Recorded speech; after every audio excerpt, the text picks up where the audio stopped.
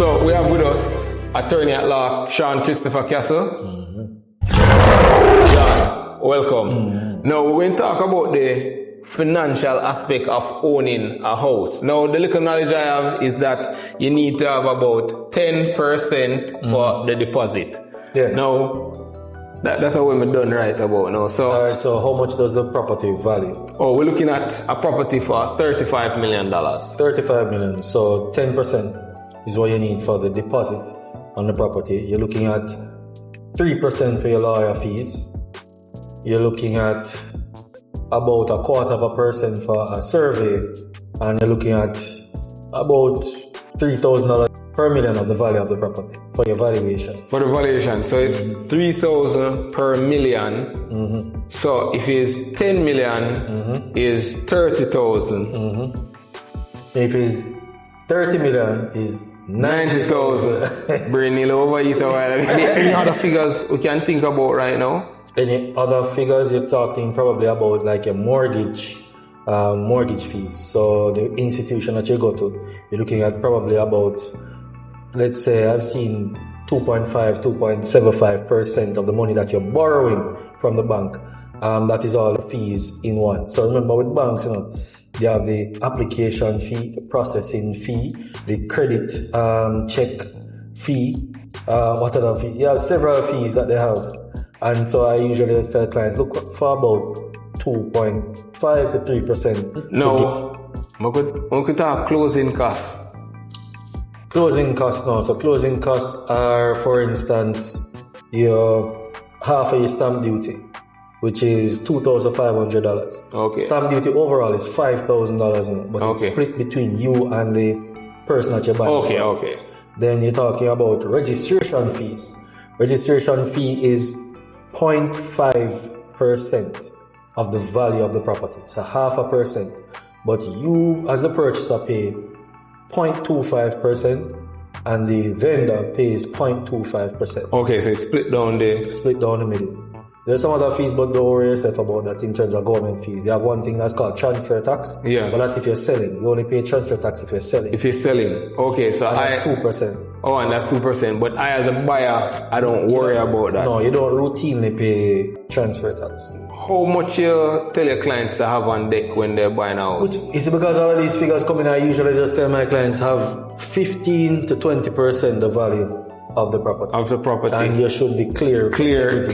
Alright, so Sean, we want to talk about the legalities of buying a house. What are the do's and don'ts of buying property? The do's and don'ts. Let's do's. Make sure you have your deposit.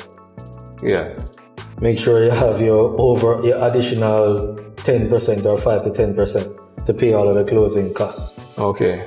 Make sure you realize how I'm gonna say make sure you have an attorney. You realize what I'm saying? Make sure you have your money to pay your attorney, right? Make sure you identify the property properly. And if you don't know how to do that, get the requisite professionals. Yeah. So then I'll just go to say, make sure you have all the professionals, which is your surveyor, your evaluator, and your attorney at law. Those are the do's. Yes. Right? The don'ts are, don't blindly give anybody any money before you know what you're doing. I'm a general, man. Why right now? Right? Because there's a thing where they might say, no man, give me money now so you can lock in your space or something like that. No, well, you have some reputable companies that do that. I'm not speaking about those kind of scenarios. Yeah. Right? Because even though it's advised against sometimes, this is what has been going on. And if that's what the companies are doing, because they're getting so many people, then by all means, if you want to take it on, usually that's for pre-construction places, do that. Yeah. So don't do that. Don't go into the transaction blindly without any sort of guidance. If it's even to ask on your friend who has done it before you, ask around and say, how this thing go? I'm thinking about doing this. Where do I go left or do I go right? What am I supposed to be doing? Right? Don't expect it to move faster than the persons who are guiding you tell you. So, or even slower. So don't make a presumption about the time. Manage your expectations is what I'm really trying to say. Manage your expectations, because the standard agreement or transaction nowadays goes from anywhere between 90 to 120 days. So 4 months. Sometimes if there are other factors involved, like if you have to get loans or subsidies of the deposit, which can be, I call them subsidies. So for instance, NHT has a CRTD loan, which is the contributor refund towards deposit. If you haven't sorted out all your mortgage documents with your mortgage entity, they might need an extension, right? So that's why your transaction can go up to even 180 days. Okay. Right? Okay. Depending on those things. So you have to definitely be patient. Yeah, and another thing I want to say is that is this a double negative? No, don't go into it without having your pre-qualification letter from your mortgage entity. Know how much you qualify for. No. Say I show for the $100 million mansion. I said, yeah, this one nice. Like me. Banker say 20 we are but only 20 you qualify. Yeah, that makes a lot of sense.